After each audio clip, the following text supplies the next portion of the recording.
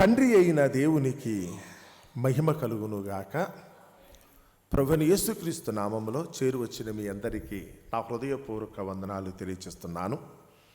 నేటి పాఠ్యాంశముగా కీర్తన గ్రంథము 40వ అధ్యాయము 5వ వచనాన్ని మన పాఠ్యాంశముగా చదువుకుందాం.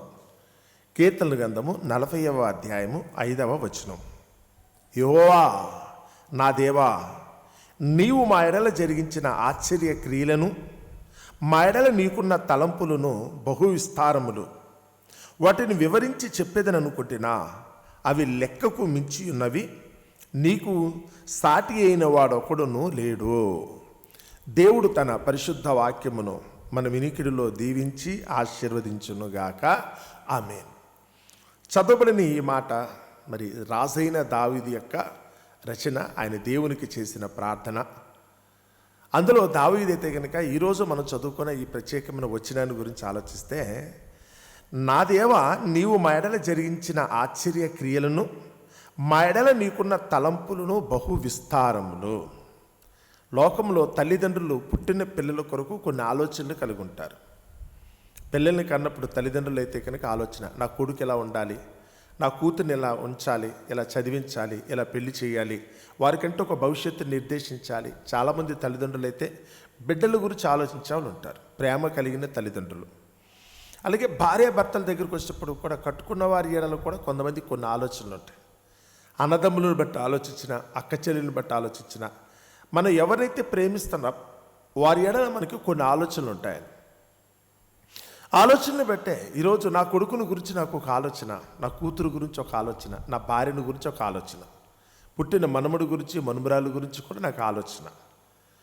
నేను అనుకుంటున్నాను, కానీ ఇక్కడ చిత్రం ఏంటంటే, లోకపరంగా నేను చేసే ఆలోచన ఏదైతే ఉందో, నా పిల్లల భవిష్యత్తులో ఇలా ఉండాలని అనుకుంటున్నానే తప్ప, ఆలోచించటం వరకు నా వలన అవుతుంది, కానీ నెరవేర్చడం నా వలన అవుతుందని మీరు అనుకుంటున్నారా?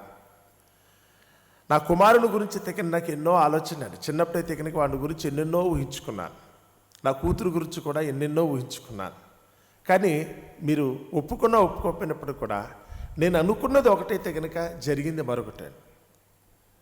నా పిల్లల గురించి నేను అనుకున్నది, నాకు మనసులో వారిని గురించి ఏదో అనుకున్నాను, కానీ నేను అనుకున్నది ఒకటైతే కనుక జరిగింది మరొకటి.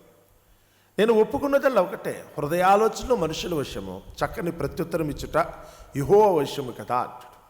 నరుల హృదయంలో ఆలోచనలు అనేకంగా పుడతాయి, కానీ చివరకు దేవుని యొక్క తీర్మానమే స్థిరం.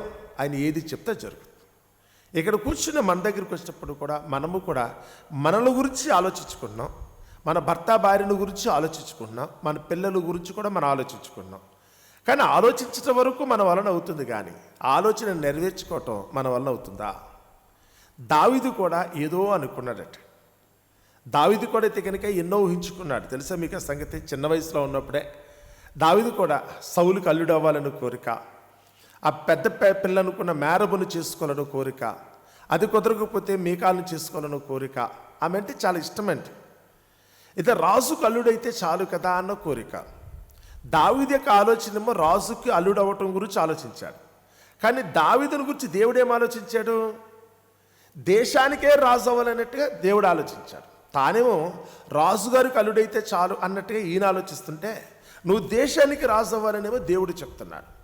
అతని యెషయా గ్రంథం మనం చదువుతున్నప్పుడు, మీ తలంపులు నా తలంపుల వంటివి కావు, అంటే నా తలంపులు మీ తలంపుల వంటివి కావు. ఎంత అంటే కనుక ఆకాశముకు భూమికి ఎంత తేడా ఉందో, మీరు ఊహించేదానికి నేను ఊహించేదానికి అంత తేడా ఉంది.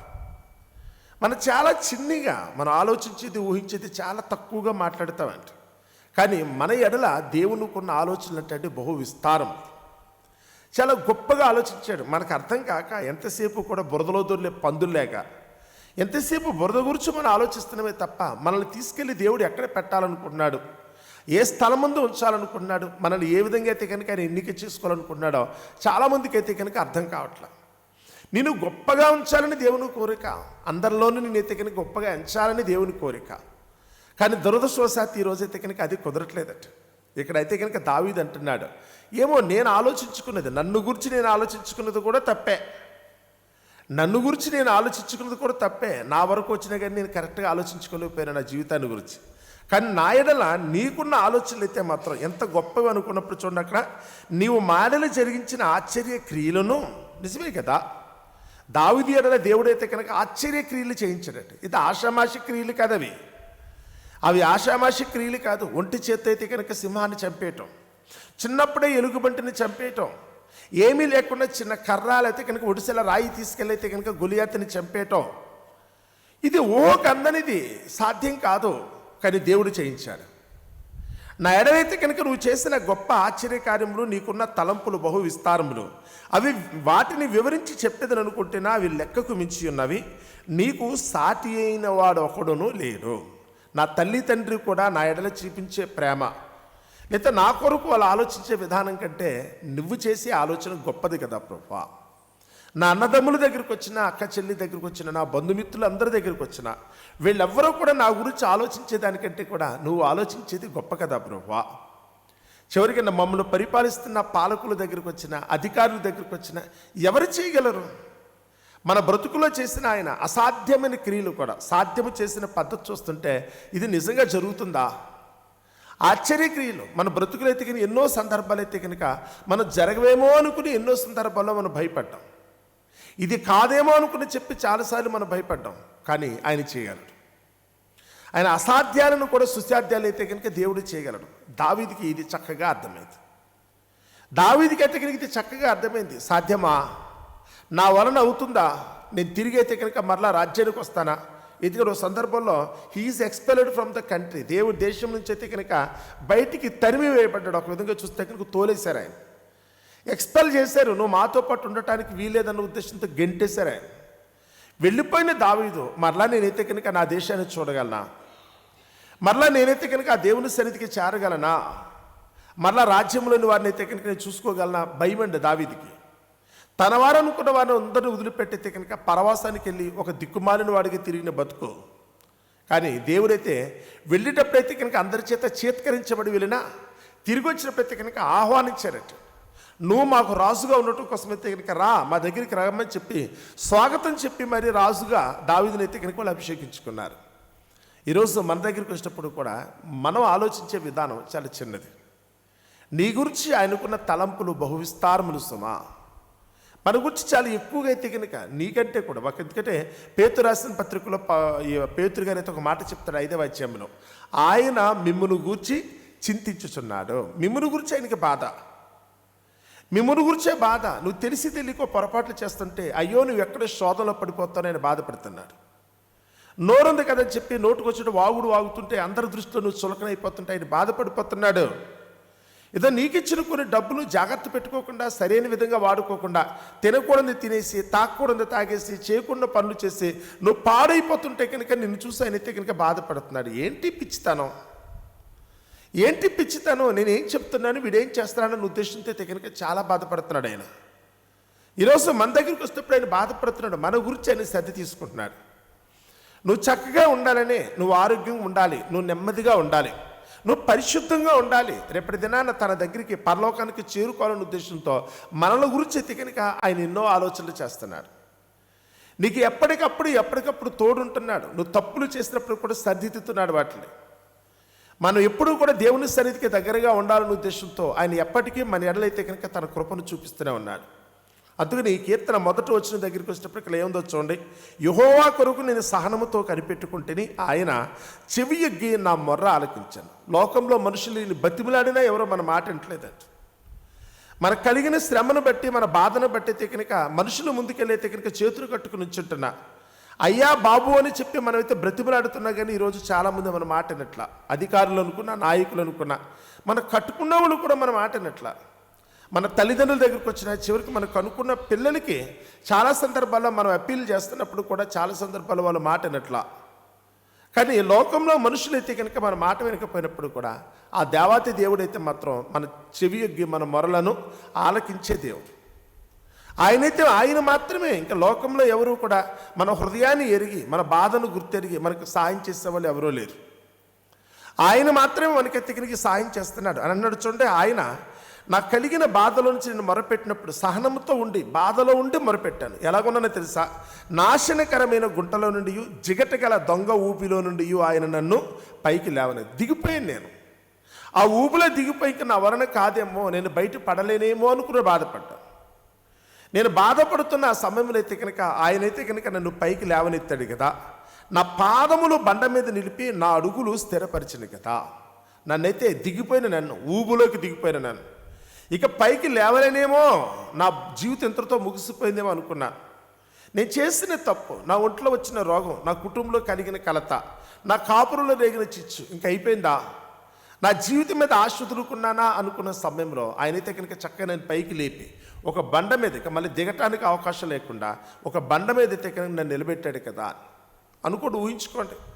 మీ ఆరోగ్యాన్ని సరి చేసినప్పుడు అంతే కదా, మీ కుటుంబంలో ఉన్న పరిస్థితులు చక్కబెట్టినప్పుడు కూడా అదే కదా, మీ కాపురాన్ని చక్కదిద్దినప్పుడు అదే కదా. లోకంలో ఎంతోమంది మనుషులు మనల్ని మోసం చేశారు తెలుసా. మనమైతే వారిని నమ్మే తెగనికి ఈరోజు తెగనిక పడరాని పాటలు పడి ఎంతో దుఃఖపడే పరిస్థితిలో ఇక అయిపోయిందేమో, నేను బ్రతకనేమో, లేకపోతే నేను లేవలేనేమో, ఇక నేనైతే పుంజుకోలేమో అనుకున్న చాలా సందర్భాలు. వాటన్నిటిలోంచి కూడా దేవుడు మనల్ని పైకి లేవనెత్తాడు.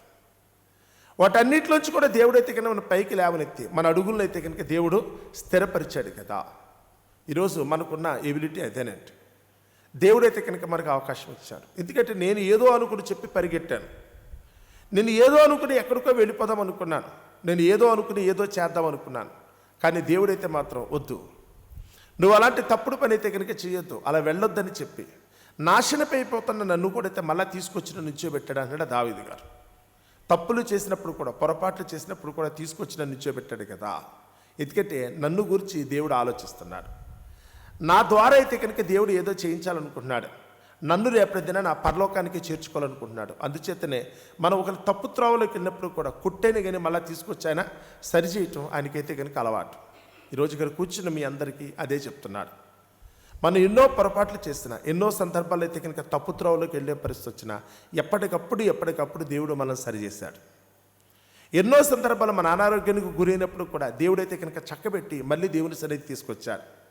కుటుంబాల్లోనూ కాపురాల్లోనూ మనకి ఎన్నో తగులు, ఎన్నో గొడవలైనవి. ఆర్థికంగా ఎన్నో సందర్భాలు మనం నష్టపోయాం కూడా. మనకు కలిగిన ఇరుకు ఇబ్బందిని బట్టి కనుక చాలా బాధపడిన రోజులు ఉన్నాయి. వాటన్నిటిలోంచి కూడా తప్పించి దేవుడు మనల్ని తీసుకొచ్చితే కనుక ఈరోజు తన సన్నిధిలో మనల్ని అయితే క్షేమంగా ఉంచాడు. ఇంత గొప్ప దేవునికి మనం ఎల్లప్పుడూ కూడా కృతజ్ఞత కలిగి ఉండటం. అదే చెప్తున్నాడు చూడండి అక్కడ. ఆ దేవుడు అక్కడ లాస్ట్ వచనం దగ్గరికి వస్తే ఆ 40వ కీర్తన 17వ వచనం చదువుతున్నాను చూడండి. నేను శ్రమల పాలై దీనుడినైతేని ఆ సమయంలో ప్రభువు నన్ను తలంచుకొనుచున్నాడు. నేను శ్రమలో ఉన్నప్పుడు నన్ను ఎవరు తలుచుకున్నారట? నిజంగా ఆలోచించండి. మన బాధలో ఉన్నప్పుడు మనం తలుచుకునే వాళ్ళు ఎవరండి? మనం ఎవరినైతే ముద్దు చేసామో, ఎవరినైతే కనుక బుజ్జగించామో, ఎవరినైతే ఒకప్పుడు నెత్తిమీ పెట్టుకున్నామో వారు కూడా మన కష్టకాలంలో మనల్ని ఎవరు సాయం చేయట్లేదు తెలుసా. మన కష్టకాలంలో అయితే కనుక నిజంగా మనకి ఎవరు కూడా సాయం చేయట్లేదు. కానీ మన శ్రమల్లో ఉన్నప్పుడు ప్రభు అయితే కనుక మనల్ని తలుచుకున్నాడట. నాకు సహాయము నీవే, నా రక్షణకర్తవు నీవే, నా దేవా ఆలస్యము చేయకు ప్రభా. నేను మొరపెడుతున్నప్పుడు నాకు కలిగిన కష్టంలో నాకు సహాయం చేయి ప్రభా. దేవుని అయితే కనుక ఆయనైతే కనుక వేడుకుంటున్నాడు. మరి ఈరోజు మన స్థితి దగ్గరికి వస్తే కనుక ఎంతవరకు మనం కరెక్ట్గా ఉన్నాం? దేవునికి దగ్గరగానే ఉన్నామా?